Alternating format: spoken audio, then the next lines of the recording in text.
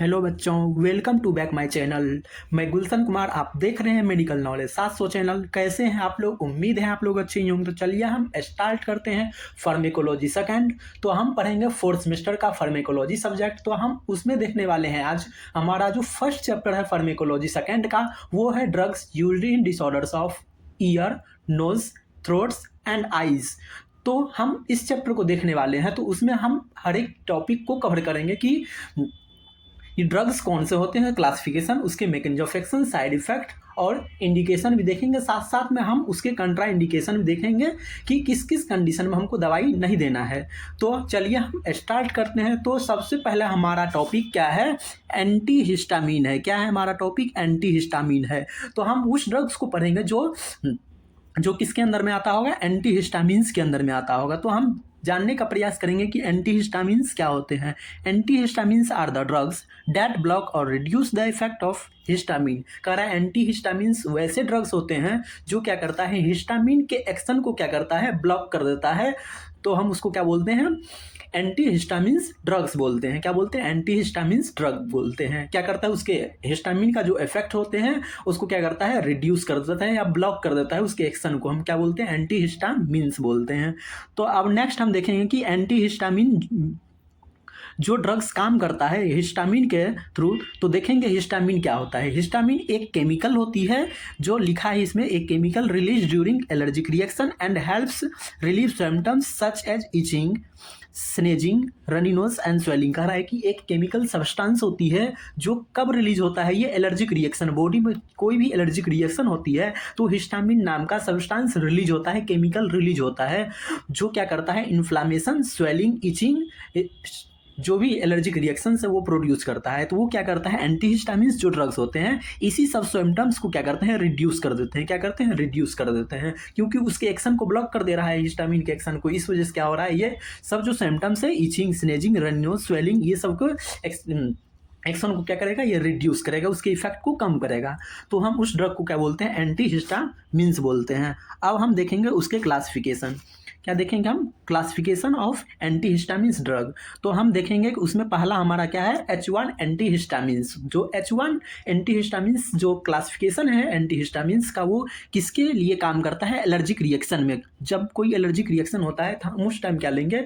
H1 antihistamines के अंदर जो क्लासिफिकेशन ऑफ मतलब कि नंबर ऑफ ड्रग्स आते हैं वो हम लेंगे।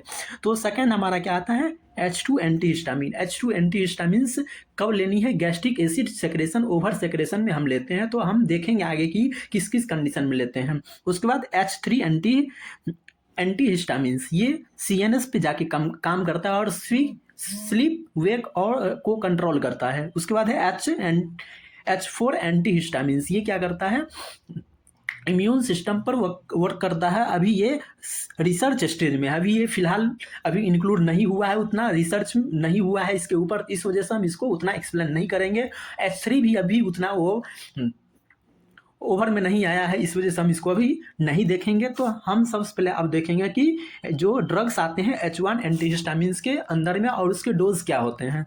तो सबसे पहले हमारा ड्रग्स आता है डायफेनहाइड्रामीन। क्या आता है? डायफेनहाइड्रामीन पहला ड्रग्स है, जो हम 25 से 50 ग्राम mg का ड्रग्स देते हैं, 6 से 8 हावरली पर देते हैं हम, ठीक। उसके बाद हमारा क्लोरफेनारामीन, ये ड्रग्स 4 mg की आती है और इसका डोज कितना होता है? 6 से 8 हावरली हम पर देते हैं। उसके बाद है प्रोमिथाजीन।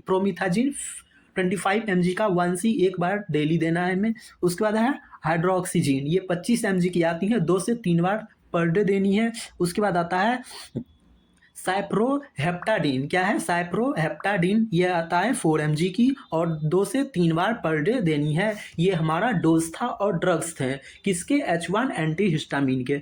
अब नेक्स्ट हम देखेंगे कि इसके मैकेनिज्म ऑफ एक्शन क्या होते हैं। तो मैकेनिज्म ऑफ एक्शन में H1 antihistamines act by blocking H1 antihistamines receptors and thereby prevent the effect of histamine. ये कह रहा है कि जो H1 एंटीहिस्टामिन्स जो ड्रग्स होते हैं, ये क्या करता है, H1 एंटीहिस्टामिन्स जो रिसेप्टर्स होते हैं वो क्या करता है, उसको ब्लॉक कर देता है, जिसके वजह से हिस्टामिन जो होता है वहाँ पे वर्क नहीं कर पाता है, जिसकी वजह से उसका इफेक्ट कम होने लगता है। जो भी एलर्जिक रिएक्शन हुई है वो धीरे धीरे रिड्यूस होने लगता है। तो ये हमारा था मैकेनिज्म ऑफ एक्शन। नेक्स्ट है हमारा इंडिकेशन, इंडिकेशन में हम किस किस कंडीशन में इस दवाई को दे सकते हैं। H1 एंटीहिस्टामिन्स जो ड्रग्स होते हैं हम किस किस कंडीशन में उसको प्रोवाइड करेंगे हम पेशेंट को। तो एलर्जिक रेनाइटिस, जब एलर्जिक रेनाइटिस हो हम उस कंडीशन में देंगे। अर्टिकारिया हो उस कंडीशन में हम देंगे। एंजियोइडिमा हो, एंजियोइडिमा के कंडीशन में भी देते हैं। एंजियोइडिमा मतलब होता है कि स्वेलिंग इन वेन्स, तो उस कंडीशन में भी हम दे सकते हैं। एलर्जिक कंजक्टिवाइटिस, एलर्जिक कंजक्टिवाइटिस में भी दे सकते हैं। ड्रग्स एंड फूड एलर्जीज, हम ड्रग्स और फूड एलर्जीज हो तो भी हम उस कंडीशन में देते हैं। या फिर इंसेक्ट बाइट कोई हुआ हो उसकी वजह से एलर्जी हो तो इस कंडीशन में हम क्या करते हैं, ड्रग्स को एडमिनिस्टर कर सकते हैं। नेक्स्ट है कंट्रा इंडिकेशन, स्पेलिंग गलत है दोस्तों, थोड़ा देख लीजिएगा। उसके बाद है contraindication, non hypersensitivity to antihistamines. अगर पता हो कि कोई जो हम ड्रग्स ऊपर जो पढ़े हैं उसमें से कोई अगर उसको एलर्जिक रिएक्शन प्रोड्यूस कर रहा है, हाइपर सेंसिटिविटी प्रोड्यूस कर रहा है, हम उस केस में ड्रग्स को नहीं देंगे। उसके बाद है न्यूबॉर्न्स एंड प्रीमेच्योर इन्फेंट्स, जो प्रीमेच्योर बेबीज है या फिर न्यूबॉर्न्स बेबी है हम उसमें क्या करेंगे, उसको भी ड्रग्स ये प्रोवाइड नहीं करेंगे। उसके बाद है अस्थमा अटैक, क्या है, एक्यूट अस्थमा अटैक, इस कंडीशन में भी हम ये ड्रग्स नहीं देते हैं। नेक्स्ट इसके आते हैं साइड इफेक्ट। साइड इफेक्ट क्या क्या होते हैं, सेडेशंस आती है पेशेंट में, डिजीनेस हो सकती है, हेडेक का चांस बन सकता है, ड्राई माउथ सूखा माउथ हो सकता है, ब्लड विजन धुंधलापन विजन हो सकता है, नोजिया वॉमिटिंग हो सकती है, या फिर हाइपोटेंशन की कंडीशन आ सकती है। तो आई होप आपको H1 एंटीहिस्टामिन्स के H1 एंटीहिस्टामिन्स के ड्रग्स, उसके डोज और जो भी इसके मैकेनिज्म ऑफ एक्शन थे आपको समझ में आया होगा। नेक्स्ट हम देखेंगे कि H2 एंटीहिस्टामिन्स क्या होते हैं, उसके क्लासिफिकेशंस के अंदर ड्रग्स कौन कौन से होते हैं। तो चलिए हम देखते हैं ये क्या करता है, रिड्यूस करता है गैस्ट्रिक एसिड सेक्रेशन को। क्या करता है, H2 एंटीहिस्टामिन्स किस कंडीशन में देंगे, जब हमको क्या हो, एसिडिक मतलब कि पेट में क्या ज़्यादा एसिडिक हो गया होगा, ज़्यादा एसिड बन गया होगा, उस कंडीशन में हम क्या करते हैं, उसको देते हैं ताकि वो क्या कर सके, रिड्यूस कर सके एसिड को। तो इसमें जो ड्रग्स आते हैं वो है हमारा सिमेंटिडीन। क्या है, सिमेंटिडीन, ये 400 mg की आती है, BD भी दे सकते हैं और एट बेड टाइम हम 800 mg का देते हैं। उसके बाद है रेंटिडीन, रेंटिडीन 150 mg BD 2 दिन में 2 बार देते हैं। नेक्स्ट है फिमोटाडीन, ये फिमोटाडीन क्या है कि 150 mg की आती है, BD देनी होती है। उसके बाद है निजाटाडीन, ये 150 mg की आती है और BD देते हैं हम लोग दिन में 2 बार। नेक्स्ट है मैकेनिज्म ऑफ एक्शन, कैसे ये काम करता है। तो H2 antihistamines act by blocking H2 receptors on gastric parietal cells thereby reducing gastric acid secretion. ये क्या करता है, H2 एंटीहिस्टामिन्स क्या करता है, जो H2 रिसेप्टर्स होते हैं उसको क्या करता है, ब्लॉक कर देता है। ये H2 रिसेप्टर्स कहाँ होते हैं, गैस्ट्रिक पैराइटल सेल्स पे होते हैं, तो उसको क्या करता है, ब्लॉक कर देता है, जिसकी वजह से क्या होता है, गैस्ट्रिक एसिड सेक्रेशन रिड्यूस हो जाती है, कम हो जाता है सेक्रेशन। तो उस वजह से क्या होता है, ओवर जो सेक्रेशन हो रही थी, एसिडिटीज हो रहा था, उसका चांस कम होने लगता है। तो हम किस किस कंडीशन में ये ड्रग्स देते हैं, तो चलिए हम इंडिकेशन पढ़ते हैं। इंडिकेशन में क्या है, peptic ulcer drugs, peptic ulcer disease, इस कंडीशन में भी अगर पेट में क्या हो, म्यूकस मेम्ब्रेन्स का ओवर डिग्रेडेशन हो तो हम उस कंडीशन में देते हैं। GERD में भी हम देते हैं, गैस्ट्रोएसोफेगल रिफ्लक्स डिजीज में भी हम देते हैं। उसके बाद है स्ट्रेस अल्सर, स्ट्रेस अल्सर के कंडीशन में भी देते हैं। और है prevention of NSAID induced gastric ulcer, ये हम NSAID ड्रग्स अगर कोई आदमी ले रहा है तो उससे होने वाली गैस्ट्रिक अल्सर होती है तो हम उस कंडीशन में भी लेते हैं, किसकी वजह से, NSAID के ड्रग्स के लेने की वजह से होता है, तो हम उसके प्रिवेंशन के लिए भी हम दे सकते हैं, गैस्ट्रिक अल्सर के प्रिवेंशन के लिए। तो NSAID क्या है, हम नर्वस सिस्टम का जो ड्रग्स पढ़ेंगे तो उसमें आपको हम बताएंगे NSAID ड्रग्स क्या होते हैं। उसके बाद है डिस्पेप्सिया, डिस्पेप्सिया की कंडीशन में भी हम क्या करते हैं, ड्रग्स को प्रोवाइड करते हैं पेशेंट को। तो आई होप आपको इंडिकेशन समझ में आया होगा। अब नेक्स्ट हम देखेंगे कंट्रा इंडिकेशन, क्या देखेंगे हम, कंट्रा इंडिकेशन देखेंगे। ये कंट्रा इंडिकेशन रीनल इम्पेयरमेंट हो, इसकी फंक्शन इम्प्रॉपर चल रही है उस कंडीशन में देते हैं। हिपेटिक इम्पेयरमेंट में भी हम देते हैं, लीवर की प्रॉपर फंक्शनिंग नहीं हो पा रही है या फिर उसमें कोई डिजीज हो गया होगा, उस कंडीशन में भी नहीं देते हैं हम। उसके बाद है प्रेगनेंसी के कंडीशन में भी नहीं देते हैं, क्योंकि बच्चा को चांस रहता है, जो गर्भ में पल रहा है बच्चा उसको क्या नुकसान कर सकता है, इस वजह से हम प्रेगनेंसी में भी स्टॉप कर देते हैं। उसके बाद है ब्रेस्ट फीडिंग, ब्रेस्ट फीडिंग के कंडीशन में भी हम क्या करते हैं, अगर कोई माँ अपने बच्चे को क्या अगर मिल्क करा रही है तो हम उस कंडीशन में भी नहीं देते हैं, क्योंकि हो सकता है मिल्क के माध्यम से वो ड्रग्स बच्चे में जाए और उसको ज़्यादा साइड इफेक्ट मतलब बच्चों में प्रोड्यूस करे, तो इस वजह से भी हम क्या करते हैं, नहीं देते हैं। नेक्स्ट है एक हिस्ट्री ऑफ एक्यूट पोर्फायरिया। इस कंडीशन में भी हम क्या करते हैं, एक्यूट पोर्फायरिया की कंडीशन में भी हम नहीं देते हैं ड्रग्स। नेक्स्ट है इसके साइड इफेक्ट। साइड इफेक्ट क्या क्या होते हैं, तो साइड इफेक्ट में पहला है हेडेक हो सकता है, डिजीनेस हो सकती है, उसके बाद है कन्फ्यूजन भी हो सकती है, एजिटेशन हो सकती है, और फिर ड्रोजीनेस का कंडीशन आ सकता है। तो ये हमारा था साइड इफेक्ट। ठीक, आई होप आपको H2 एंटीहिस्टामिन समझ में आया होगा। नेक्स्ट हम देखेंगे H3 antihistamines. H3 antihistamines, H3 antihistamines में पिटलोसीलीसेंट क्या है, पिटलोलीसेंट क्या है, पिटोलिसेंट क्या है, पिटोलिसेंट। प्रोनाउंसिएशन में प्रॉब्लम हो रही है दोस्तों। पिटोलिसेंट ड्रग्स है। उसके बाद है थायोपेरामाइड है, थायोपेरामाइड ड्रग्स होते हैं। उसके बाद है क्लोबेन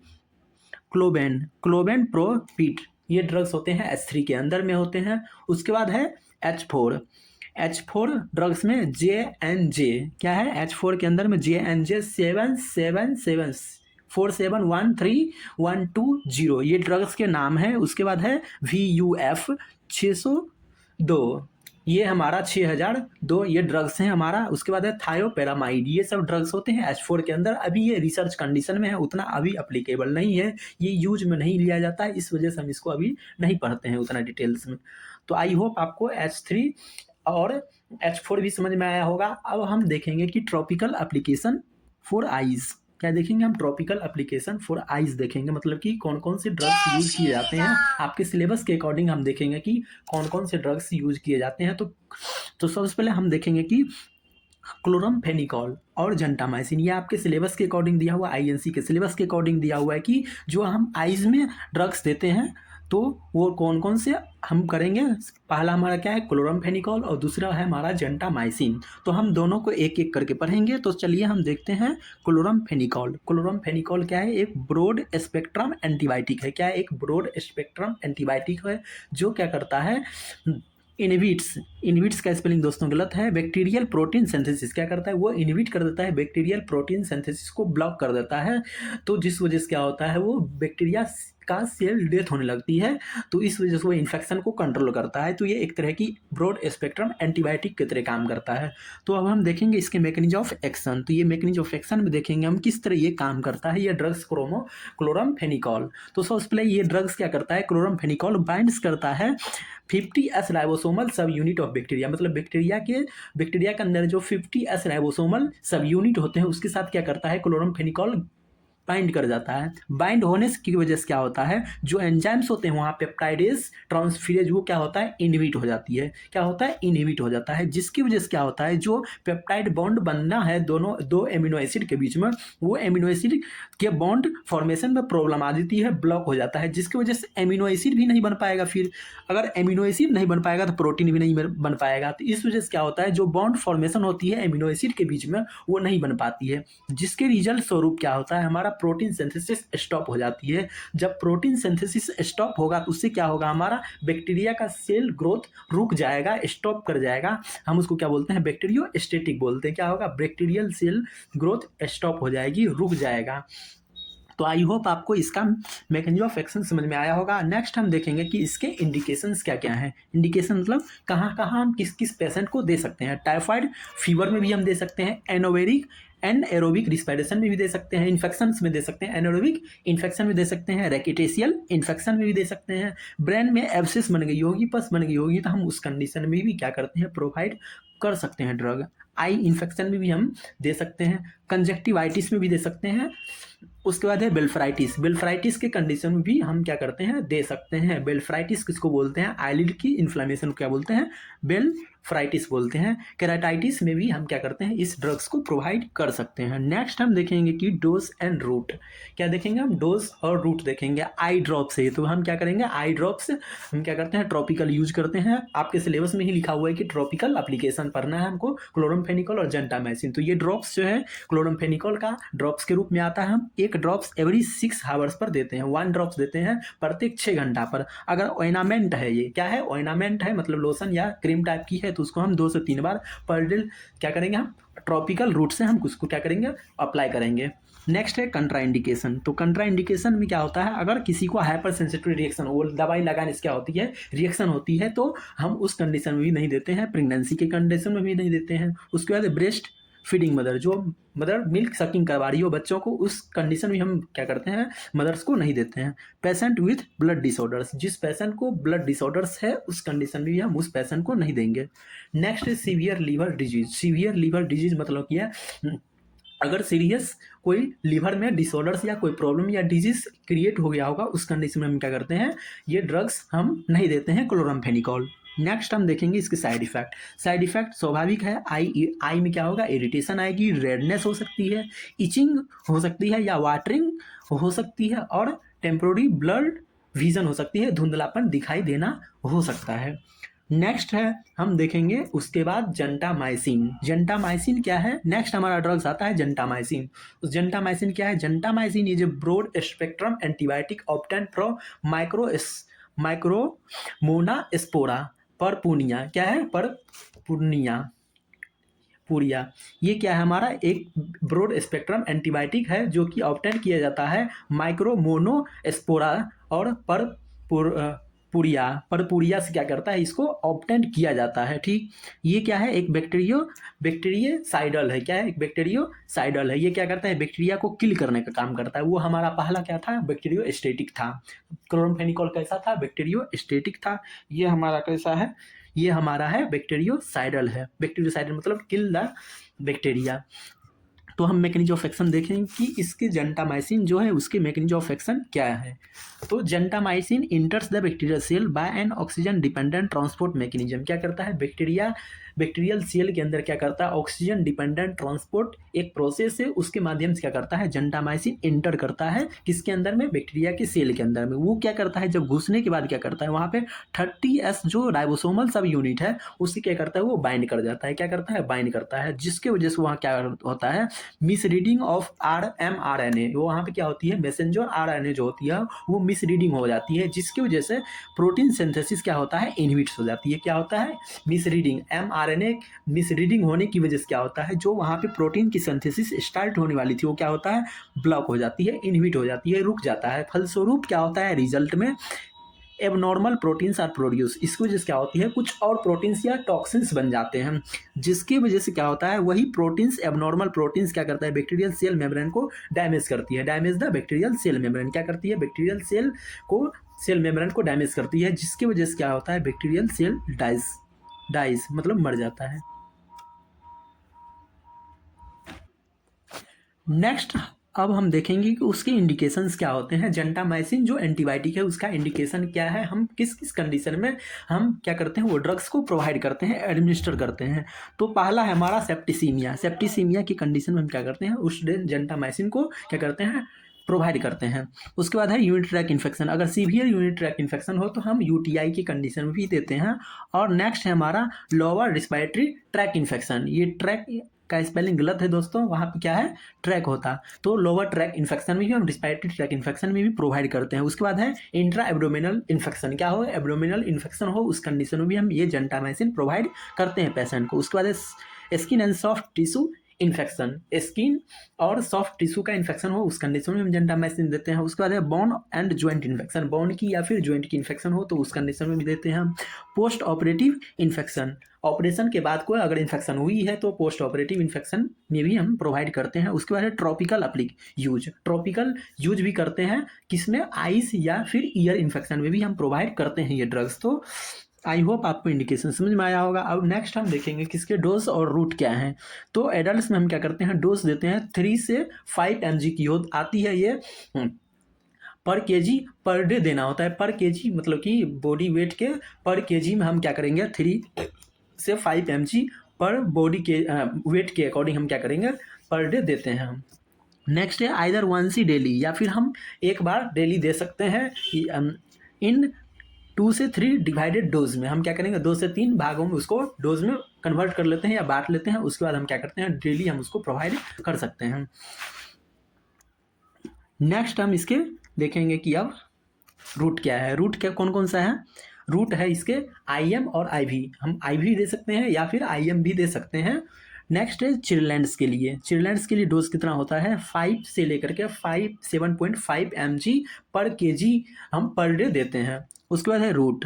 रूट क्या है, आई और IM और IV हम देते हैं। उसके बाद है given in 2 to 3 divided dose और 1 से डेली। हम क्या करते हैं, डोज को डिवाइड कर लेते हैं 2 से 3 डोजेज में। उसके बाद हम क्या करते हैं, या फिर हम एक बार डेली दे सकते हैं जैसा प्रिस्क्राइब किया गया हो। नेक्स्ट है न्यूनेट्स में। न्यूनेट्स में हम क्या करते हैं, पर बॉडी वेट के अनुसार हम क्या करते हैं 2.5 mg की ड्रग्स हम प्रोवाइड करते हैं। इंटरवल क्या है हमारा, टाइम क्या है देने का, एवरी 8 to 12 आवर्स के बीच में हम क्या करते हैं 12 आवर्स तक हम देते हैं। नेक्स्ट है रूट। IM और IV हम दोनों प्रोवाइड कर सकते हैं ये ड्रग्स। नेक्स्ट है हम ट्रॉपिकल यूज करेंगे। अगर हम जेंटामाइसिन को ईयर ड्रॉप्स के रूप में यूज करते हैं, क्या करते हैं ड्रॉप्स, ईयर ड्रॉप्स या फिर आइस ड्रॉप्स के रूप में यूज करते हैं, तो हम क्या करेंगे 1 से 2 ड्रॉप्स, क्या करेंगे 1 से 2 ड्रॉप्स हम इसको यूज करेंगे। 3 to 4 टाइम्स डेली हम इसको यूज कर सकते हैं। रूट हम ट्रॉपिकल एप्लीकेशन करेंगे कहाँ पे, ऑटिक में। ऑटिक मतलब ईयर में, या फिर ऑप्थेल्मिक मतलब आइस में हम क्या करेंगे अप्लाई करेंगे, वहाँ पे क्या करेंगे ड्रॉप्स के रूप में। तो आई होप आपको इसके जो इंडिकेशंस थे और इसके जो भी डोज और रूट थे आपको समझ में आया होगा। नेक्स्ट हम देखेंगे कि कंट्रा इंडिकेशंस क्या हैं इसके। कंट्रा इंडिकेशन में हाइपर सेंसिटिविटी टू जेंटामाइसिन और अदर एमाइनो ग्लाइकोसाइड्स। हम देखेंगे कि जेंटामाइसिन अगर किसी को रिएक्शंस प्रोड्यूस कर रहे हैं तो हम उस कंडीशन में भी हम नहीं देते हैं ये ड्रग्स। अगर रीनल इम्पेयरमेंट हो, रीनल फेल्योर हो, उस कंडीशन में भी नहीं देते हैं। नेफ्रोटॉक्सिसिटी होने की चांस अगर ज़्यादा हो तो उस कंडीशन में भी नहीं देते हैं हम। रिक्स रहे तो प्री एग्जिस्टिंग हियरिंग लॉस, अगर किसी को हियर लॉस हुआ हो या वेस्टिबुलर डिजीज हो, उस कंडीशन में हम नहीं देते हैं। ऑटेटो टॉक्सिसिटी के रिस्क में भी हम इस ड्रग्स को नहीं देते हैं। नेक्स्ट है हमारा माइस्थीनिया ग्रेविस। ये हम क्या करते हैं माइस्थीनिया ग्रेविस के कंडीशन में भी नहीं देते हैं। इसमें क्या होता है, मसल्स वीकनेस हो जाती है। क्या होती है, मसल्स वीकनेस हो जाती है। उसके बाद है मॉस्कुलर, उसके बाद है प्रेगनेंसी। हम प्रेगनेंसी के कंडीशन में भी ड्रग्स को प्रोवाइड नहीं करते हैं। नेक्स्ट है concurrent use of other nephrotoxic और ऑटोटॉक्सिक ड्रग्स। इस कंडीशन में हम क्या करते हैं नहीं देते हैं। या फिर हमारा क्या है ये लूप डायरेटिक्स, अगर ये सब ड्रग्स चल रहा हो तो हम उस कंडीशन में नहीं देते हैं। या फिर डिहाइड्रेटेड पेशेंट में भी हम क्या करते हैं इस ड्रग्स को प्रोवाइड नहीं करते हैं। नेक्स्ट है इसके साइड इफेक्ट। तो हम जेंटामाइसिन के साइड इफेक्ट को देखेंगे। अब साइड इफेक्ट क्या है, नोजिया क्रिएट कर सकता है, वॉमिट, डायरिया हो सकता है, डिजीनेस हो सकती है, फैटिक वीकनेस हो सकती है, माइल्ड स्किन पे रैशेस आ सकते हैं, ईचिंग हो सकती है, ईचिंग। उसके बाद जहाँ पे हम इंजेक्शन दें वहाँ पे पेन हो सकती है, रेडनेस हो सकती है उसी साइड पे, या फिर स्वेलिंग या फ्लेवाइटिस हो सकती है। फ्लेवाइटिस अगर हम वैन में इंजेक्शन दे तो उस कंडीशन में हो सकती है इन्फ्लामेशन ऑफ वैन हो सकती है। ये सब हमारा साइड इफेक्ट था जेंटामाइसिन का। नेक्स्ट हम देखेंगे ट्रॉपिकल एप्लीकेशन फॉर ईयर। अब ईयर में हम कौन कौन सा ड्रग्स ड्रॉप्स के रूप में यूज करते हैं, तो हम उस ड्रग्स को पढ़ने वाले हैं। तो आपके सिलेबस के अकॉर्डिंग क्या है, हमारा पहला दिया हुआ है सोडा ग्लिसरीन। क्या है हमारा सोडा ग्लिसरीन, और सेकेंड नंबर में हमारा बोरिक स्प्रिट ईयर ड्रॉप है। तो हम दोनों को एक एक करके पढ़ेंगे। तो चलिए हम देखते हैं सोडा ग्लिसरीन को। Soda glycerin is combination of sodium bicarbonate and glycerin used as serumenolytic agent to soften and remove ear wax। क्या करता है सोडा ग्लिसरीन, एक कम्बिनेशन है ड्रग्स की जिसमें क्या होता है सोडियम बाइकार्बोनेट और ग्लिसरीन यूज किया जाता है। और ये दोनों क्या करता है सेरुमेनोलाइटिक होती है, मीन्स जो भी सेरुमेन या वैक्स होती है उसको क्या करता है सॉफ्ट और रिमूव करने में हेल्प करता है।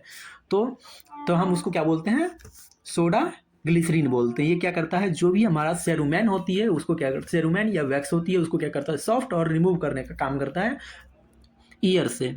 नेक्स्ट है मैकेनिज्म ऑफ एक्शन, ये किस तरह काम करता है। तो सोडियम बाइकार्बोनेट जो होता है वो क्या करता है ब्रेक करता है और लूज करता है, जो भी हार्ड ईयर वैक्स है उसको क्या करता है लूज करता है और ब्रेक करने का काम करता है। और ग्लिसरीन क्या करता है उसको सॉफ्ट या फिर मॉइस्चर प्रदान करता है या लुब्रिकेट्स करता है, ताकि वो ईयर कैनाल के माध्यम से आसानी से वो बाहर निकल सके। तो आई होप आपको मैकेनिज्म ऑफ एक्शन समझ में आया होगा। नेक्स्ट हम देखेंगे कि इसके इंडिकेशंस क्या होते हैं। तो इंडिकेशन में हमारा पहला है इम्पैक्टेड ईयर वैक्स, अगर इम्पैक्टेड हो गई हो ईयर वैक्स, ज़्यादा जमा हो गया होगा उस कंडीशन में देते हैं। उसके बाद है hard and dry ear wax, अगर हार्ड हो गया होगा या फिर ड्राई हो गई होगी ईयर वैक्स, तो हम उस कंडीशन में भी ये ड्रग्स को प्रोवाइड कर सकते हैं। उसके बाद बिफोर ईयर्स रीजनिंग, हम जब ईयर्स रीजनिंग करते हैं तो हम उससे पहले क्या करते हैं, हम क्या करते हैं, ये ड्रग्स प्रोवाइड करते हैं, सोडा ग्लिसरीन देते हैं।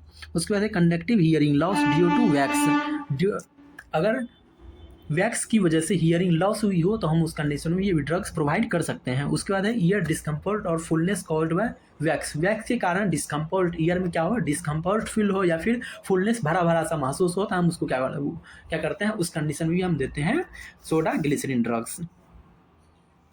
उसके बाद है routine wax softening before year examination और प्रोसीजर, और हम क्या करते हैं, अगर हमको ईयर एग्जामिनेशन या कोई प्रोसीजर ईयर से रिलेटेड करना होता है तो हम उस कंडीशन में भी देते हैं ताकि ईयर आसानी से विजुअल हो सके और वो निकलेगा हमारा वैक्स, तो तभी तो हमको क्या होगा, आसानी से हमको दिखाई देगा।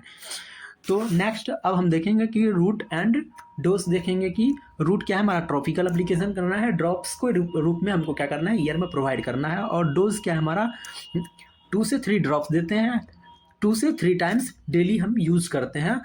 कितना दिन तक, 3 से 5 डेज करते हैं, जैसा हमको डॉक्टर का एडवाइस मिला है उस अकॉर्डिंग हम क्या करते हैं, ड्रग्स को प्रोवाइड करते हैं पेशेंट में। नेक्स्ट है कंट्राइंडिकेशन, कंट्राइंडिकेशन किस कंडीशन में हम ड्रग्स नहीं देते हैं पेशेंट को। परफोरेटेड ईयर टेम्पेनिक मेम्ब्रेन, अगर जो कान का ईयर ड्रम होती है, चदरा होती है, अगर वो फट गया होगा, परफोरेटेड हो गई होगी, तो उस कंडीशन में हम क्या करते हैं, ड्रग्स नहीं देते हैं।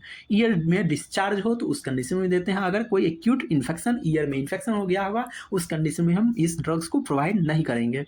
उसके बाद है सीवियर ईयर पेन और unknown cause of recent year surgery, अगर कोई रिसेंट सर्जरी हमको नहीं पता हो, अगर ईयर में पेन हो रहा होगा, तो उस कंडीशन में हम क्या करते हैं, ये ड्रग्स प्रोवाइड नहीं करेंगे। नेक्स्ट है अगर कोई हाइपर सेंसिटिविटी, कोई कंप्लेन आ रही है, तो हम उस कंडीशन में भी नहीं देंगे, ड्रग्स को रोक देंगे। नेक्स्ट है साइड इफेक्ट, इसके साइड इफेक्ट क्या है, तो साइड इफेक्ट्स क्या है, माइल्ड ईयर इरिटेशन, क्या हो सकती है, ईयर में इरिटेशन हो सकती है थोड़ा बहुत। उसके बाद इचिंग हो सकती है ईयर कैनाल में। नेक्स्ट है बर्निंग स्टिंगनेशन सेंसेशन, ये बर्निंग और स्टिंगनेशन सेंसेशन हो सकती है। उसके बाद है फिलनेस ऑफ ईयर, फुलनेस भरा भरा सा कान महसूस हो सकती है। उसके बाद है टेम्प्रोरी डिस्कम्फर्ट, क्या हो सकती है, टेम्प्रोरी डिस्कम्फर्ट फीलिंग हो सकती है ईयर में। तो आई होप आपको इसके साइड इफेक्ट समझ में आया होगा। नेक्स्ट हम देखेंगे कि सेकंड हमारा आता है बोरिक स्पिरिट ईयर ड्रॉप्स, क्या है हमारा बोरिक स्पिरिट ईयर ड्रॉप्स है।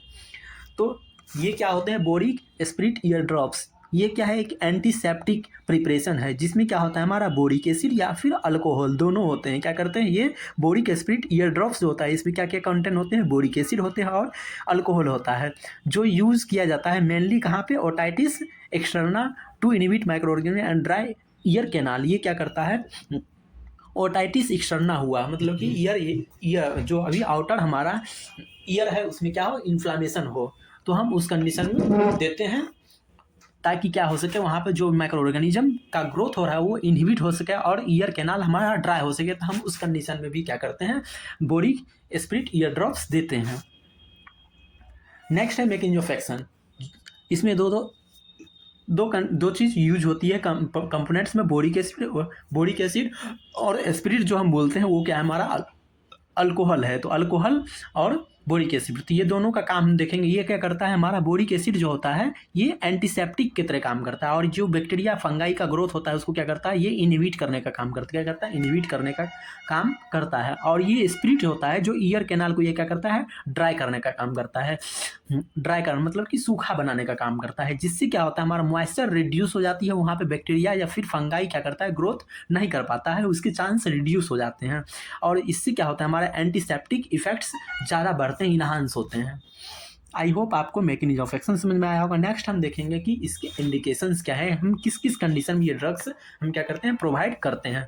पहला हमारा ओटाइटिस एक्सटर्ना, क्या है, आउटर ईयर का इन्फेक्शन या में हम क्या करते हैं, देते हैं, या फिर स्विमर्स ईयर, जो स्विमर्स ईयर होते हैं जो तैरते हैं उसके अगर उसमें कोई इन्फेक्शन हुई है, जो तैराक होते हैं जो तैरते हैं नदी में, उसके ईयर में अगर कोई प्रॉब्लम हुई, इन्फेक्शन हुई है तो उस कंडीशन में देते हैं, या फिर माइल्ड ईयर इन्फेक्शन हो तो उस कंडीशन में देते हैं। डिस्चार्जिंग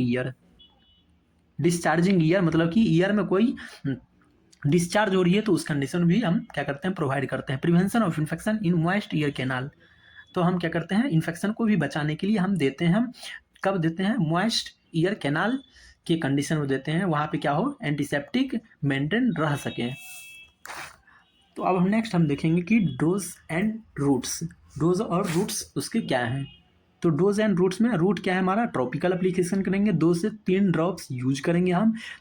कितना बार यूज करेंगे हम, 2 से 3 टाइम्स डेली हम देंगे ड्रग्स, जैसा हमको प्रिस्क्राइब्ड किया गया होगा डॉक्टर के अनुसार। नेक्स्ट हम देखेंगे कि इसके कंट्राइंडिकेशन क्या है, किस किस कंडीशन में ये हमको ड्रग्स नहीं देना है। तो सबसे पहले है टेम्पोनिक मेम्ब्रेन परफोरेटेड, अगर उसमें टेम्पोनिक मेम्ब्रेन में क्या हो, छिद्र हो गया होगा, या फिर ईयर में सीवियर पेन हो रही होगी, या हाइपर सेंसिटिविटी हो बोरिक एसिड से रिलेटेड, या फिर मिडिल ईयर में इन्फेक्शन हो गई हो, तो इस कंडीशन में हम क्या करेंगे, ये ड्रग्स हम प्रोवाइड नहीं करेंगे, boric aspirin ear drops. Next है इसके साइड इफेक्ट। तो साइड इफेक्ट क्या है इसके, तो माइल्ड बर्निंग सेंसेशन, क्या हो सकते हैं, बर्निंग सेंसेशन हो सकती है, इरिटेशन हो सकती है, ड्राइनेस हो सकती है, ज़्यादा ड्राइनेस हो सकती है ईयर कैनाल, या फिर एलर्जिक रिएक्शन भी देखने को हमको मिल सकता है इसके साइड इफेक्ट के रूप में। तो आई होप आपको समझ में आया होगा ईयर के एप्लीकेशन ऑफ ड्रग्स में।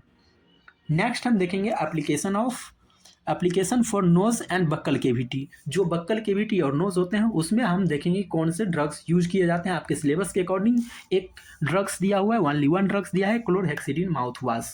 तो हम यही यूज करेंगे और इसको पढ़ेंगे कि क्लोरहेक्सिडिन माउथ वाश क्या होते हैं। Chlorhexidine mouthwash is a broad spectrum antiseptic oral rinse है। ये क्या है, एंटीसेप्टिक है, ये ब्रॉड स्पेक्ट्रम एंटीसेप्टिक होता है। क्या है, एक ब्रॉड स्पेक्ट्रम एंटीसेप्टिक सॉल्यूशंस है जो बैक्टीरिया को रिड्यूस करने के लिए, माउथ में क्या है, बैक्टीरिया को रिड्यूस करने या फिर ऑरल हाइजीन को मेंटेन रखने के लिए हम क्या करते हैं, यूज करते हैं। और ये इसका कॉमन फॉर्म क्या है क्लोरहेक्सिडिन ग्लूकोनेट। इसमें क्या होता है 0.12% होती है और 0.2% होती है क्लोरहेक्सिडिन ग्लूकोनेट होती है। नेक्स्ट हम इसके देखेंगे कि मैकेनिज्म ऑफ एक्शन क्या है। मैकेनिज्म ऑफ एक्शन क्या है, डिस्टर्ब बैक्टीरियल सेल मेम्ब्रेन। ये क्या करता है, जो बैक्टीरिया का सेल मेम्ब्रेन होती है उसको क्या करता है, ब्रेक कर देता है, जिसकी वजह से क्या होता है, causes leak of intracellular contents. जिसकी वजह से क्या होता है, जो इंट्रासेलुलर जो कंटेंट्स होते हैं उसके अंदर में, सेल के अंदर में जो चीज़ कंटेंट्स होते हैं वो क्या होता है, लीकेज होना शुरू हो जाता है। एट लोअर कंसेंट्रेशन में ये क्या करता है, बैक्टीरियोस्टैटिक्स शो करता है, और ये हायर कंसेंट्रेशन पर क्या करता है, बैक्टीरियोसाइडल इफेक्ट शो करता है। बैक्टीरियोस्टैटिक उसके ग्रोथ को रोक देता है। अगर हम कम ड्रग्स यूज करते हैं कंसेंट्रेशन में तो वो क्या होता है, बैक्टीरियोस्टैटिक की तरह काम करता है। अगर ज़्यादा कंसेंट्रेशन यूज करते हैं इस ड्रग्स का तो हम उससे क्या होता है, हमारा बैक्टीरियोसाइडल होती है, बैक्टीरिया मर जाती है। नेक्स्ट है bacteriocidal has substantivity remains bonded to oral tissues और फॉर लॉन्ग एक्शन। और इससे क्या होता है, हमारा लॉन्ग एक्शन लॉन्ग टाइम तक ये वर्किंग में होता है अगर हम higher concentration of drugs use करते हैं तो। नेक्स्ट हम देखेंगे कि इसके इंडिकेशंस क्या होते हैं। इंडिकेशन में हम जिंजिवाइटिस क्या है, गम्स की इन्फ्लामेशन में भी दे सकते हैं, पेरिडोंटाइटिस पेरिडोंटियल लेयर में इन्फ्लामेशन उस कंडीशन में देते हैं, या फिर प्लेग डेंटल प्लेग बन गया होगा तो उसके कंट्रोल के लिए भी देते हैं, या फिर कोई सर्जरी हो रही है डेंटल से रिलेटेड तो उस कंडीशन में हम देते हैं। उसके बाद है ऑरल अल्सर के कंडीशन में देते हैं, या फिर पुअर ऑरल हाइजीन पेशेंट जो करते हैं और पुअर हाइजीन है पेशेंट का ऑरल तो हम उस कंडीशन में भी उस पेशेंट को प्रोवाइड करते हैं, या फिर जो भी ऑरल्स के इन्फेक्शन है, माउथ के इन्फेक्शन से उसको प्रिवेंट करने के लिए हम ये ड्रग्स प्रोवाइड करते हैं। तो आई होप आपको इसके इंडिकेशन समझ में आया होगा। नेक्स्ट हम देखेंगे इसके डोज और रूट क्या होते हैं। तो डोज में देखेंगे कि कितना हम देते हैं, 10 से 15 ml देते हैं, माउथ वॉश करवाते हैं हम पेशेंट को। तो कब करवाते हैं हम, कितने टाइम्स, 2 टाइम्स, ट्वाइस डेली, हम 2 बार दिन में करवाएंगे। मेथड क्या है, rinse mouth for 30 to 60 seconds, do not solo, avoid eating drinking for 30 minutes। ये क्या है, अगर हम ये ड्रग्स देते हैं तो ये हमको क्या करना है, मुंह में ही हमको 30 से 60 सेकेंड तक उस ड्रग्स को रखना है, और उसके बाद क्या करना है, इस ड्रग्स को निगलना नहीं है अंदर, और उसके बाद लेने के हमको ये ड्रग्स लेने के बाद हमको क्या करना है, 30 मिनट्स तक कुछ नहीं ड्रिंक करना है, नहीं कुछ खाना है। नेक्स्ट देखेंगे हम इसकी कंट्राइंडिकेशन। अगर कोई हाइपर सेंसिटिविटी हो इस ड्रग से रिलेटेड तो उस कंडीशन में हम नहीं देते हैं। अगर continuous avoid long term continuous use, लंबा टाइम तक भी हम इस ड्रग को नहीं यूज करेंगे। उसके बाद है नोट फॉर स्वेलिंग, हम क्या करेंगे, इस ड्रग्स को स्वेलिंग भी नहीं करेंगे, निगलेंगे भी नहीं। यूज ये जो भी चिल्ड्रेंस है उसमें हम क्या करेंगे, कॉशनसली उसको यूज करेंगे। नेक्स्ट है इसके साइड इफेक्ट। तो साइड इफेक्ट क्या है इसके? साइड इफेक्ट में देखेंगे हम क्या क्या होता है। ब्राउन स्टेनिंग ऑफ टीथ और टंग। क्या होता है? जो ब्राउन स्टेनिंग हो जाती है, ब्राउन कलर की हो जाती है टीथ या फिर टंग हो सकती है। टेस्ट सेंसेशन हमारा क्या हो सकता है? बदल सकती है। उसके बाद है क्या है हमारा? Dry mouth. माउथ ड्राई हो सकती है या फिर इरिटेशन या बर्निंग सेंसेशन हो सकती है। Increase calculus formation. ये कैल्कस फॉर्मेशन अगर लंबे टाइम तक यूज करेंगे तो कैल्कस स्टोन्स टाइप के बनने का चांस बढ़ा रहता है। तो आई होप आपको क्लोरहेक्सिडिन माउथ वॉश समझ में आया होगा। तो आपका चैप्टर यहीं पे एंड होता है। अगर चैनल पर आप नए आए हैं तो चैनल को लाइक और सब्सक्राइब जरूर करें ताकि हमारा हर नोटिफिकेशन, हर नॉलेजेबल वीडियो आप तक पहुंचते रहे। तो आई होप आपको समझ में आया होगा। अगर आपको समझ में नहीं आता है तो आप दोबारा वीडियोस को देख सकते हैं। तो चलिए हमारा आज तक इतना ही। अगर नेक्स्ट हम टॉपिक लेकर के आएंगे, आपका सेकंड यूनिट हम लेकर के आएंगे फार्मा सेकंड का, जो हमारा यूनिट का नाम है drugs use on urinary system. तो चलिए मिलते हैं नेक्स्ट क्लास में।